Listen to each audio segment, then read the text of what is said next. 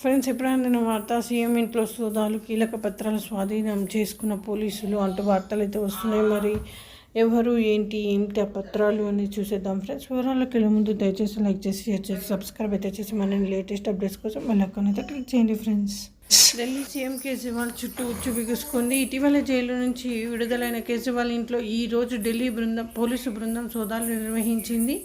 Laptop and CCTV DVR స్వాధీనం చేసుకున్నారు. వీటితో పాటు కొన్ని కీలక పత్రాలు కేజ్రీవాల్ నివాసం నుంచి తీసుకెళ్లారు. లోక్సభ ఎన్నికల్లో భాగంగా మే 25న ఢిల్లీ ఓటింగ్ జరగనున్న నేపథ్యంలో పోలీసులు ఈ చర్యకు పాల్పడడం హాట్ టాపిక్గా మారింది.